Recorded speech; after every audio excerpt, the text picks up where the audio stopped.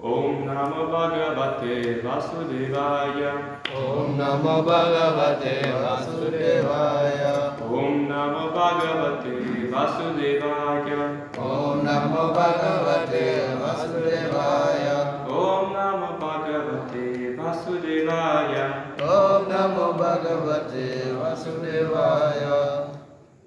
Reading from the Srimad Bhagavad Gita, chapter 11, text number 48.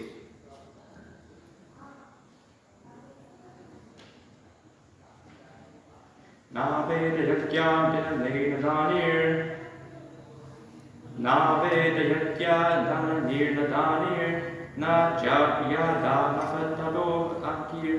Evam rupa satya aham viloke. Drashtum tadanyena karum pravira. Na veda yakyena yajnaitanir. Na veda yakyena yajnaitanir. Na chakriya birna tapo beukti. Na chakriya birna tapo beukti. Evam rupa sakya aham niloke. Evam rupa sakya aham niloke. Drashtum tadanyena kuru pravira. Drashtum tadanyena kuru pravira. Na veda yakya diyanena nadanir. Na chakriya birna tapo beukti. Na chakriya birna tapo beukti. Evam rupa sakya aham niloke. Evam rupa sakya aham niloke. Drashtum anyena kuru pravira. Anyone? Na veda yagya dhyanir nadane. Na veda yagya dhyanir. Na chakriya na tapovir ugrahe. Na chakriya na tapovir ugrahe. Evam rupa sakya aham niloke. Evam rupa sakya aham niloke. Drashtum tad annena kuru pravira.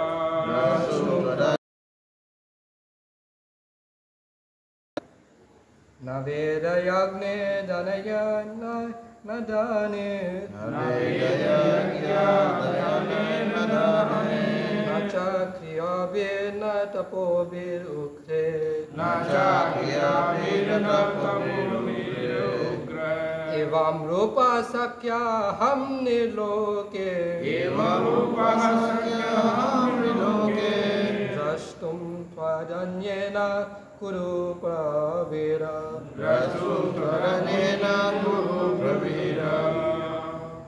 Navedayagya Jayanirnadane Navedayagya Jayanirnadane Nachakriyavinatapovirubhre Nachakriyavinatapovirubhre Evam Rupasakya Aham Riloke Evam Rupasakya Niloke Rashtum Tadanyena Kuru Pravira Rashtum Tadanyena Kuru Pravira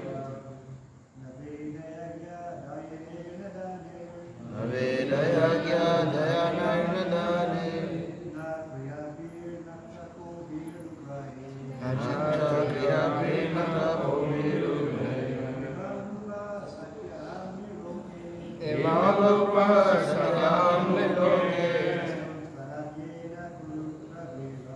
Rashtum Tadanyena Kuru Pravira Navedayagya Jayanirnadane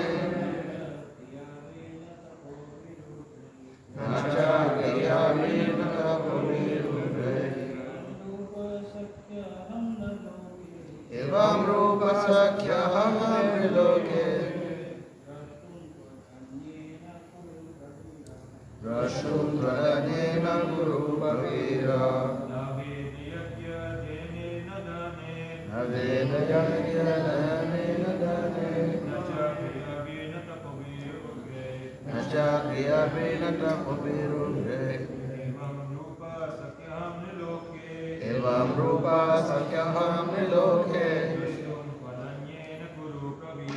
Rashtum Tadanyena Kuru Pravira Maharaji,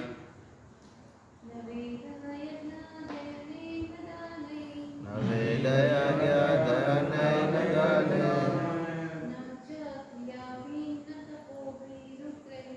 Nachakriyavinatapovirubhre Evam Rupasakya Aham Riloke Rashtum Tadanyena Kuru Pravira okay. Word for word. Na, Na never. Never Vedayagya, Vedayagya by sacrifice. by sacrifice Adhyayanai, Adhyayanai or Vedic study.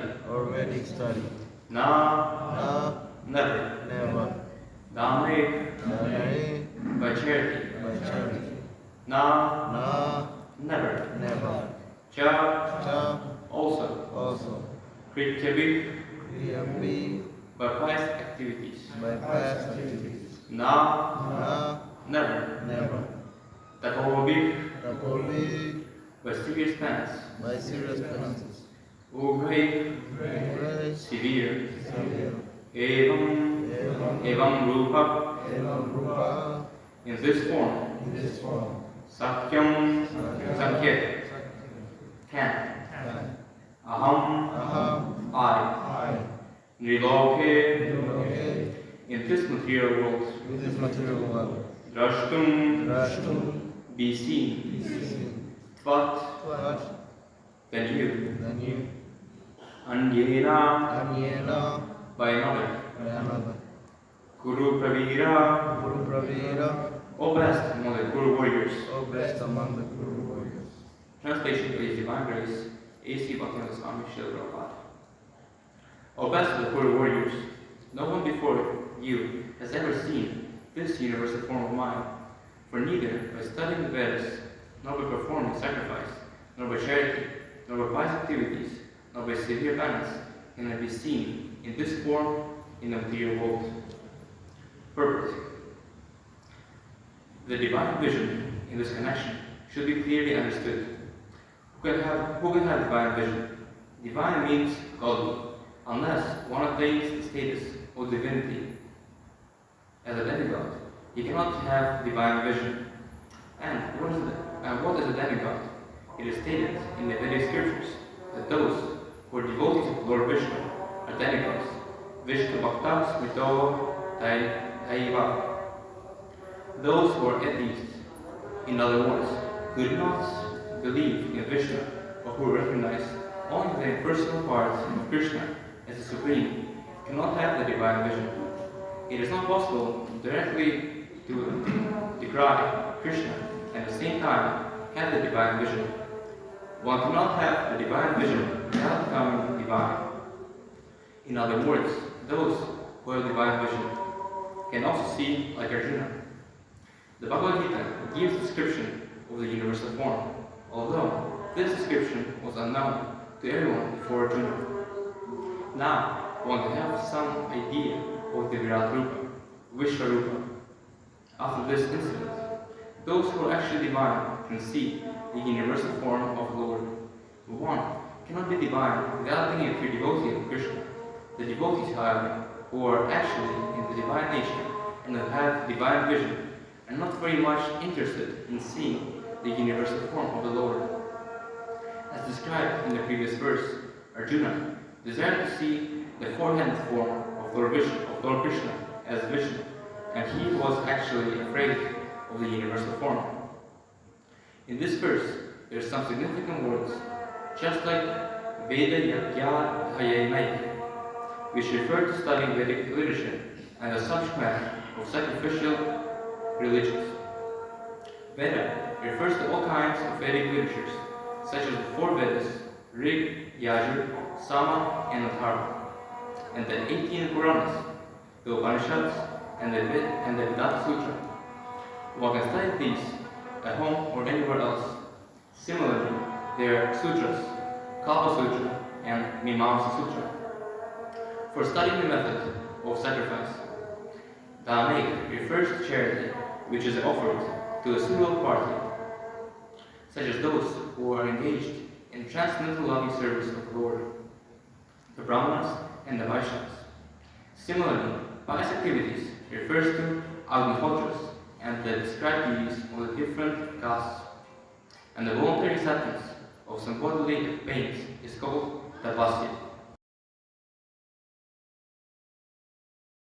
All these can accept bodily penance, give charity, study the Vedas, etc.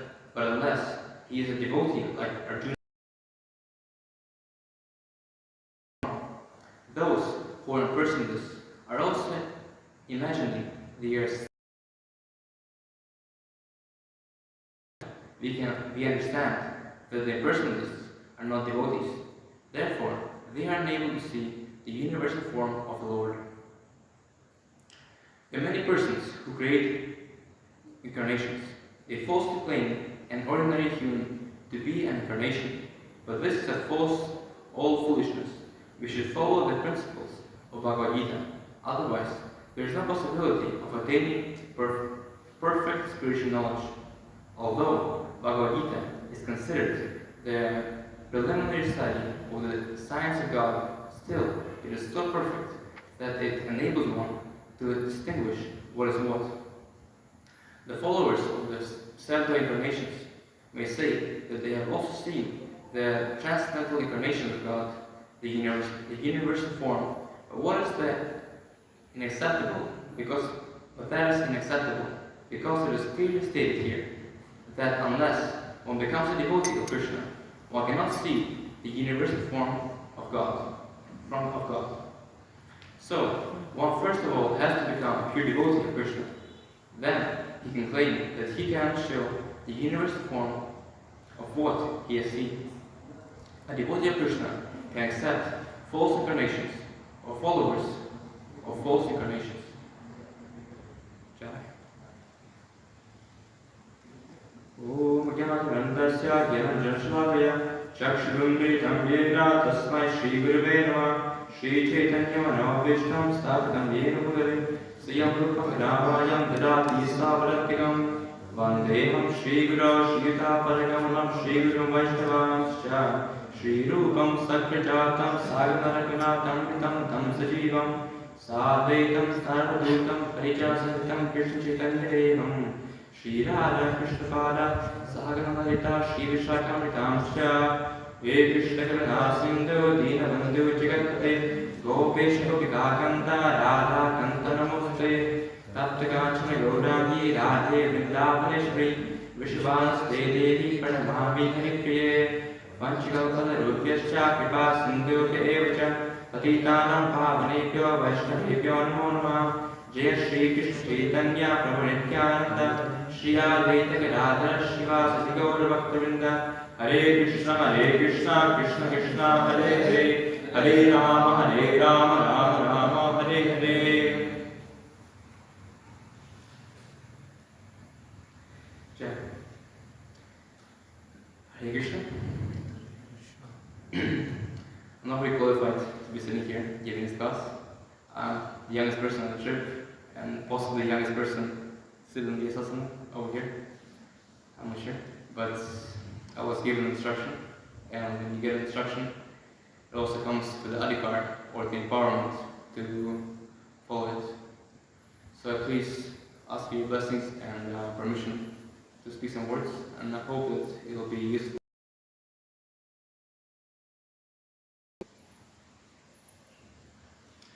Yeah. So this verse you can clearly see that the main point is that unless you have divine vision or spiritual eyes, as they say, you cannot see or perceive the universal form or Krishna himself. It's kind of something we've heard a lot of times, but I don't think we always have a clear understanding of what actually this divine eyes means. At least for myself, I see it as different dimensions. Like different species, different human beings, or like you can say, living entities, they function on different levels of dimensions. Like for example, us as human beings, we perceive the world mostly through 3 dimensions. For example, a cockroach, he only has 2 dimensions. So like for him, everything is like flat. It's a very interesting fact. It's actually scientifically proven that cockroaches see everything 2D, you can say. For them, everything is flat. That's why they climb walls, climb everything. And in a similar way, as Srila Prabhupada explains, demigods, they have divine vision, they have higher adhikar, they have higher qualifications to see other dimensions. Therefore, they're able to perceive the Virat Rupa.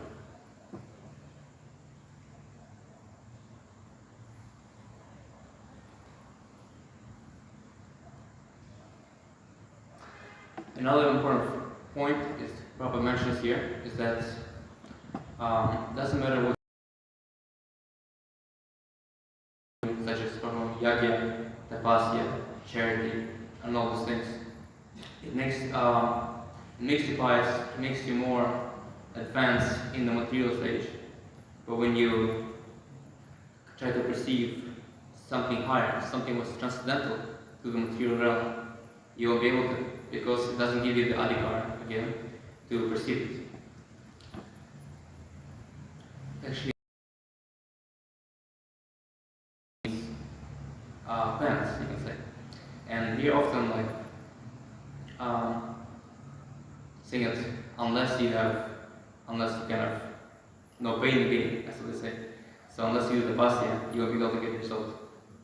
But here's the word. Because tapasya, the Prabhupada refers over here, it means ashtanga yoga.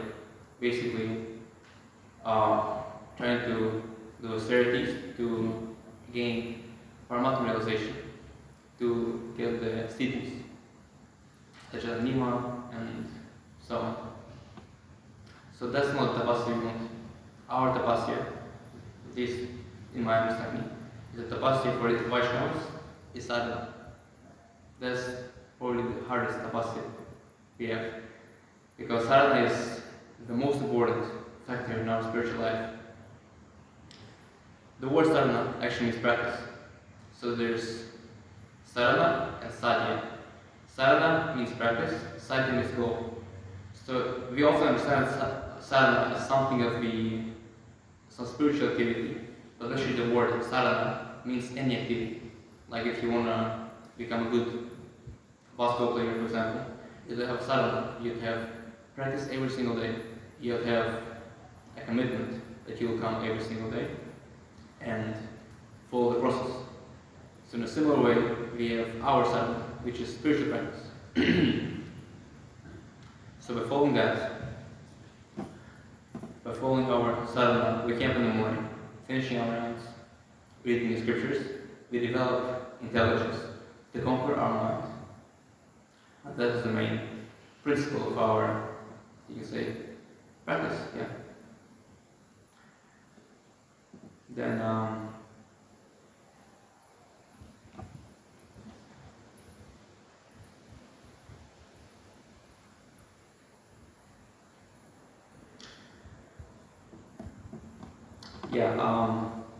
so, as I understand that, since the sadhana that we follow, as Prabhupada mentions, the tapasya over here, is not what we want. We need the sadhana that Prabhupada or our spiritual masters give to us. And that's cultivation of bhakti. Because bhakti, as you know, bhakti comes from bhakti and nothing else. It's like a mango. So in a similar way, you have to have bhakti or a source of bhakti to get bhakti. It can't be anything else external. It has to be something coming from the spiritual platform. But often, as we all know, bhakti generally comes from Vaishnavas, because they're the ones who are the source of bhakti. Of course, Vaishnavas, Guru, that's, I think, something we always hear a lot, and we try to understand. Often we don't, how do you put it, take full advantage of it. We just kind of, something kind of we always have. This, since I was born, I always had association of Vaishnavas. I always had some kind of spiritual guidance. And when you have it all the time, you don't appreciate it. So actually, one other interesting way to actually perceive Krishna in your life, or get his bhakti, I found this, maybe because we cannot see God himself perfectly yet in front of us, we can see God's hand in our lives. That's actually very kind of something you can relate to, even like on material levels. Because most people say, I cannot see God because I don't have the purity yet, but I can see God's hand in my life, in my day-to-day activities. There's a very interesting story about, there was a king, I think it was Akbar and Birbal. I'm not sure if it's that story or not, but everything kind of falls under the category of Akbar and Birbal. So basically, one day the king was sitting on the ground, sharpening his arrows with a, of course, sharp knife, and by accident he chilled his finger. Kind of, he had no thumb; it was gone. And the minister says, "What to do, king? Very sorry for you, but whatever happens is the mercy of Krishna." And you should understand that it's all, there's a bigger picture. The king was kind of like furious, like, what's happening? That's like, he kind of got offended that him cutting his finger off was supposed to be happening by God's, you can say, prediction. So anyways, he put the minister in prison, and that led the kind of, so he was without a minister. Anyways, then a few days later, he went for a hunt with a few other hunters, and somehow he just kind of got lost on the way. He was kind of carried away by some deer, and then he kind of got separated from the crew. And then his horse tripped. She wasn't able to walk anymore. So then he was lost in the jungle. He was trying to find a way back, but there was no way possible. So there were some tribals who found him actually. They were actually Kali worshippers. They found him on the way, and they wanted to please Makali. Because he tried to kind of explain himself that he's a king. If you kill a king, there'll be no one ruling you. But they kind of thought, oh yes, if we offer Mahakali, she will empower us to be kings. Anyways, so they brought him up, they brought him to the, you can say, gang. They tied him up, put him on the sacrificial fire, and then almost, you can say, like on the sacrificial arena, you can say. And then when the the main priest came to see, he saw he has no tongue. And that's kind of offensive. They cannot offer something which is not a complete offering. Ali won't be satisfied. Effective. Yeah, it's effective. It's not just like it's not something which you don't use. So that's why he was he was sent away. Anyways, in that way he made his way back to the kingdom. Jai Shri Shri Lakshmi Dwarkadhish ki. Gauranath.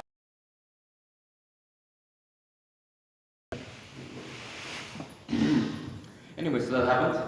And the minister heard about this incident, and he asked the prisoner, the people who take care of the prison, if he can have a last word with the king.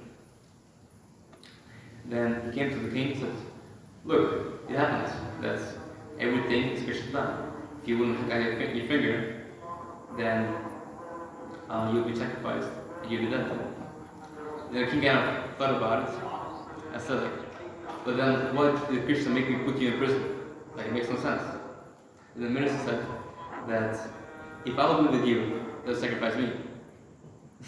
So in that way, Krishna saved both the minister and the king. So in our lives, you can often see that sometimes you can say things are not always very bright, very colorful, but there's always some kind of bigger plan, bigger picture Krishna has. Every situation is better for us. Doesn't matter what happens. If it's good or bad, in the long run, it'll be always beneficial. Just try to think, kind of go through your life and analyze, because I'm quite sure everyone has this experience. Just you don't always think about it. But when you kind of sit down and write your journal or something, you kind of recollect and you see how something which wasn't very pleasant in a way or very appealing in the beginning, it saved you, or it worked out to be something which is more beneficial. I have a small story to share for myself, some small experience I had in Guru. Just a few years ago, I was 16 years old, just 3 years ago, I was taking care of this puja for our Maharaj. So we sat down with the senior boys to discuss different arrangements, the feast, decorations, and other preparations that we had to make for the festival to happen. So we made a very nice plan about you can have all the decorations. We had actually a fire team in our temple room. We made a lot of lamps. We actually designed a few kind of hanging lamps, full on glass chandelier out of glass after curtain cans, basically. It was fun. But then when we got the idea of presented the pictures, we figured out that our budget was a bit too big for our budget wasn't up to the standards that we were expecting it to be. So then we kind of very depressed. It just we didn't feel inspired again to even do a bit less what we were doing. So after a few, you can say, meetings and discussions, I got an epiphany. I was actually taking care of a few departments, so I decided to take a small portion of the budget from the other departments and use it. I knew what I was doing because I kind of was taking care of things, so I kind of knew how things work, and I was quite sure that it would work out good. So we had our festival arranged, everything was very smooth. It was a great festival, all teachers appreciated it, everything was very nice. And to me it seemed that yes, everything is good, everything is clear. I'm fine. Finally, all nice. Now we figured out about the extra budget that we used. And then, maybe 2 months later, on a sunny day, I was walking, I think, to play basketball. And then some boy calls me, that one teacher is calling me. So I came to the room, I'm like, can you just ask me a few questions?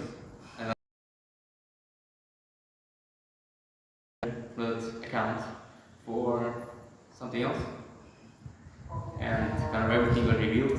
I had to open up the story, and I got quite a heavy blasting. But that wasn't it. That was just one teacher who was taking care of the accounts. We had another teacher, we had Marge. So the teacher went upstairs, spoke to Marge, and then just a few hours later, when I went to give Marge a massage, as I was doing every day, I got the very kind of, it wasn't as blasting, you can say, at the beginning, but it was more kind of heavy. It was like more, he pointed out the point of disappointment. I let the trust go of the teachers. They had kind of faith in me, so to say, and I misused the trust. So it was kind of, it wasn't a blasting, but it was like, like something heavy in the heart. So like for the 45 minutes while I was doing massage, I was getting this kind of little knocking in my head. Anyways, that kind of felt very depressing, very heart touching. So after the massage, I went outside, I sat down on the bench, put my head on like this, and I was just so confused.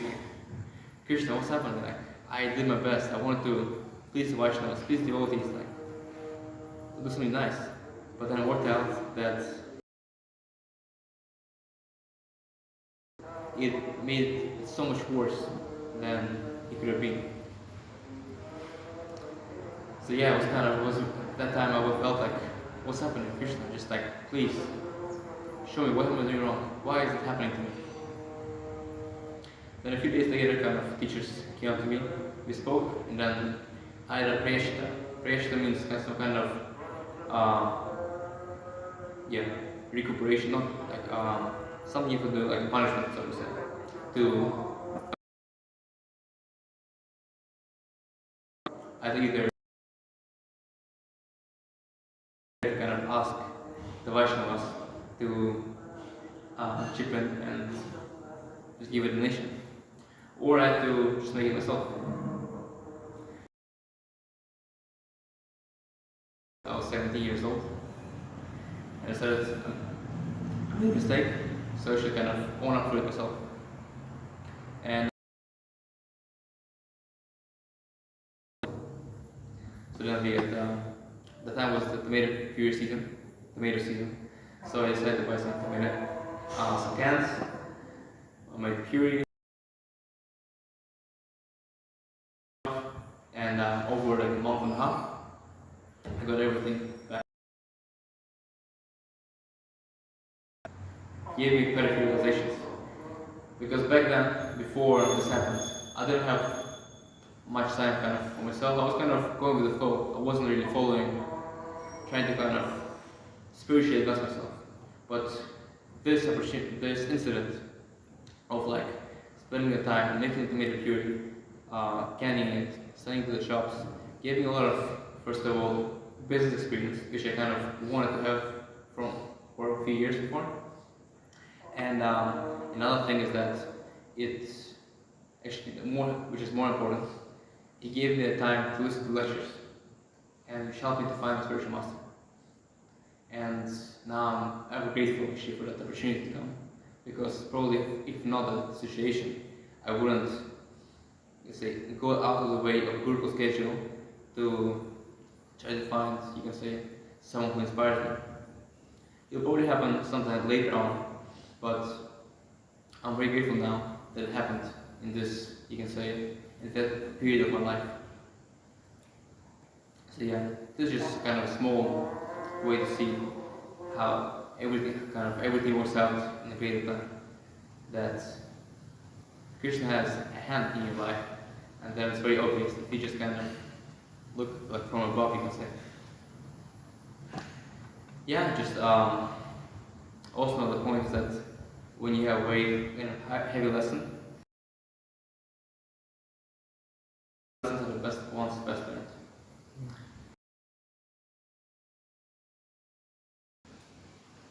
Look at your life as something that Krishna is always watching over you, because you also kind of think that I'm doing my life, I'm studying, I'm working, or you don't feel kind of someone is on top of you, or someone is helping you out.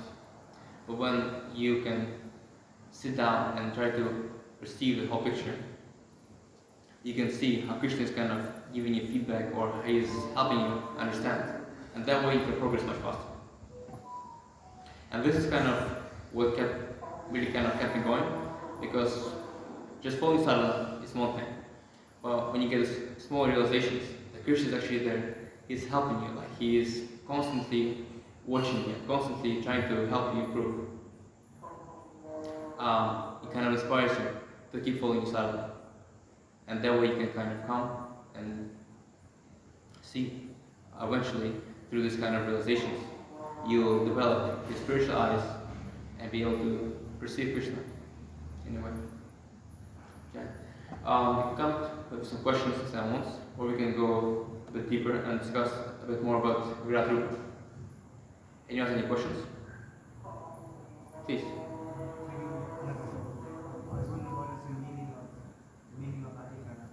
Adhikar means, you can say, qualification. Yeah, Adhikar means kind of to, for example, if you wanna, like if you wanna go, if you wanna go to grade 4, you have to have the Adhikar, or you can say pass the level 3 from different, you can say, living entities. Adhikar is basically your karma or your spiritual benefits. Yes, please. Krishna mentions in the verse that to Arjuna that this form, specifically this universe form, has never been seen before. But Prabhupada says that actually the devotees who have the vision, pure devotees, are able to see this universal form. So could you reconcile what seems like contradicting? Actually, universal form was the form that Arjuna saw. Was very special, because universal form is always there. We know that universal form is the. If you go to Purusha Sutta, basically the whole Purusha Sutta describes what Virat Rupa is. It mentions that the bones, the mountains of the backbones of Virat Rupa, the eyes are the moon and sun. Then the veins are the rivers. Then I think the clouds are the hair. And from the breath of Virat Rupa came the wind. Then from the mind, Chandrama Manaso Jata Chaksho Suryo Jata Makarindashta Nishta Rana Dvayar Jata. From the mind came Chandra. Chandra. Yeah. And this way, kind of, also for the Yogana, if you see the Mahabharata, Krishna showed, before the war actually happened, Krishna was trying to he went last time to try to convince the Yogana if not to fight. So then, after the Yogana seeing the universal form, he was so bewildered, he was so scared, he had no chance he's fighting, for sure. He was so convinced that he was not going to fight. But then, thanks to Shakuni, he kind of reconvinced him that Krishna is just some kind of magician. He just kind of some fakir. Actually, in fact, they have seen, so many people they have seen, but partial, not complete. Yeah, so it's So basically. we also seen the universal form of Brahmanda. So basically, the Virat Rupa is. Sorry. Yeah, so Arjuna has seen in complete universal form, in full description. Others, like Duryodhana has seen, but Duryodhana has seen only the furious part of the Krishna, not other. But actually, even Arjuna, he was bewildered by the form. He also didn't want to see it. Prabhupada mentions in the purport that devotees don't want to see the form. In a way, it's not impersonal, but it's a personal feature of the Lord, it's an expansion of His Majesty through nature. Actually, it's another way to apparently it's said that it's a blessing for the atheists because they cannot believe in God. They don't want to believe in God, but they can at least appreciate the nature, because by appreciating the nature, they also appreciate the majesty and the opulence of Krishna. So it's also kind of a benediction for the atheists. Does that answer the question? Any more questions? Yes. Hare Krishna. So you mentioned a little bit about sadhana and sadhya, Yeah. practice and the goal. You know, many times we hear in Iskcon, you know, I've been practicing for like 10, 20 years, and you know, I've been doing lots of rounds, I've been engaged busily in the process. Has been engaged. What could we say to that in terms of reaching their goal? Is it that we find that others, they've advanced rapidly in a short period of time, whereas those devotees who did so much, so many years, hasn't advanced? How could we advise on that situation? Yes, problem is actually a lot of devotees, not a lot, but a good amount, percentage of Iskcon devotees face that they kind of chant for like 15 years and they don't see the difference. And quite a few actually, they give up. I know quite a few. It's different for many cases. It's very personal. Actually, it's not always how much time you practice.